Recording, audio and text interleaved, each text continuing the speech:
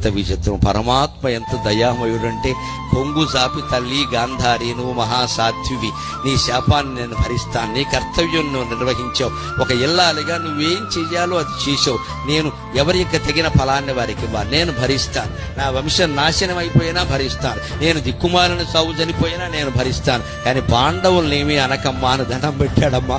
అది కృష్ణ పరమాత్మ. ఇన్ని వేల పూజలు చేస్తే ఆ మహానుభావుడు రుణం తీరుతుందండి జాతికి.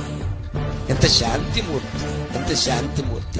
కృష్ణుడు అనగానే ఎంత 16,000 17,000 ఎదవలెక్కలేస్తారేటండి ఇక్కడ.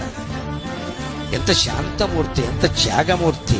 ఇతరుల పాపాలు తన మీద వేసుకుని వాళ్ళనేమనకమ్మా, ఇప్పటికీ చచ్చి పడున్నారు వాళ్ళు, వాళ్ళనేమనకు, నేను భరిస్తా అని తన సంతానం 80 మందిలో 72 మంది తాగి తందనాలాడి కొట్టుకుని చచ్చిపోతుంటే కన్నీళ్లు కూడా పెట్టకుండా భరించిన మహాయోగి కృష్ణ పరమాత్మ. మహాయోగి కృష్ణ పరమాత్మ.